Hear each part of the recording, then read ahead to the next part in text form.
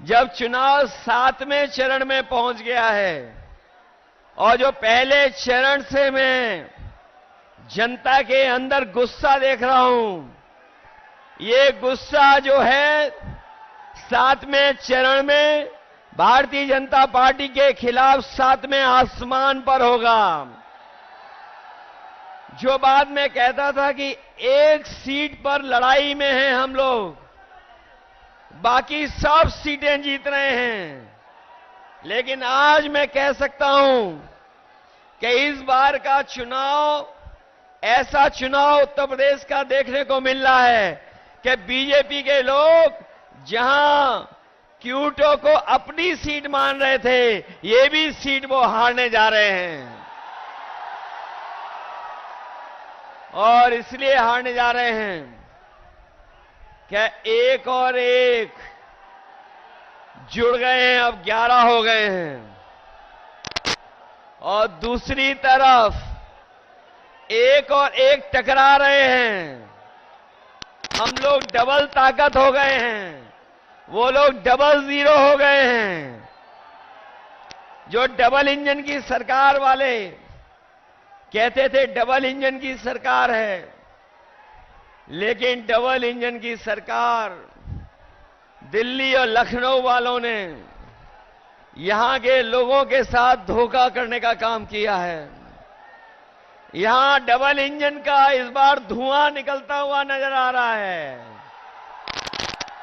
और अगर धुआं थोड़ा बहुत बचा भी होगा तो ये क्यूटो के लोग मिलकर के दोनों इंजनों का धुआं निकाल देंगे।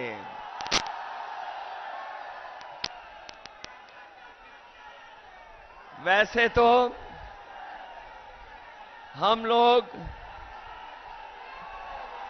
आपके लिए लगातार संघर्ष कर रहे हैं और संघर्ष का रास्ता अपना करके आगे बढ़ रहे हैं, लेकिन जो घबराए हुए लोग हैं वो हम लोगों को शहजादा बोल रहे हैं। जो शहजादा बोल रहे हैं वो सुन लें कि ये इस बार दोनों शहजादे न केवल शह देने जा रहे हैं, बल्कि इस बार मात भी देने का काम करेंगे। जिन्होंने मां गंगा की कसम खा करके, जिन लोगों ने मां गंगा की कसम खा करके ये कहा था कि मां गंगा साफ हो जाएगी, हमारे क्यूटो के लोग जानते होंगे मां गंगा तो साफ नहीं हुई, लेकिन जितना भी बजट उसके लिए आया वो सब साफ हो गया है। मां गंगा वैसे ही बह रही हैं, और जिस गांव को गोद लिया था, जिस गांव को गोद लिया था, उस गांव का तो कोई नाम ही नहीं ले रहा है, उस गांव को कोई पहचानता भी नहीं है। बताओ बीजेपी की सरकार ने धोखा दिया कि नहीं दिया? और जो लोग निवेश के नाम पर बड़े बड़े आयोजन कर रहे थे, बड़े बड़े पंडाल लगवा रहे थे, सजावट कर रहे थे और कहा कि लाखों करोड़ का निवेश आएगा, लेकिन निवेश जमीन पर नहीं पहुंचा। न निवेश आया और न कारखाने लगे, न उद्योग लगे।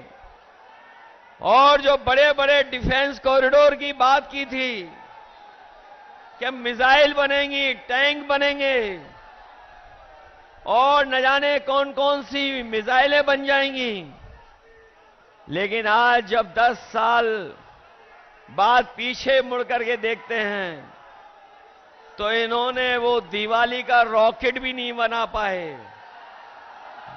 जो लोग डिफेंस कॉरिडोर, डिफेंस के नाम पर इन्वेस्टमेंट लाना चाहते थे, वो दिवाली का रॉकेट तो दूर, बनारस वाले जानते होंगे वो सुतली का बम भी नहीं बना पाए। बताओ G20 को आप समझते हो G20 क्या है? ये जो G20 के आयोजन हुए थे, बनारस में हुआ, देश में हुआ, आप जानते हो G20 का मतलब? G20 का मतलब है 2 गुजरात के, बाकी बीजेपी के 0। बताओ, यही तो है उनका G20। जो लोग कहते थे 400 पार, जो नारा लगा रहे थे 400 पार, अब उन्हें डर सता रहा है 400 हार का।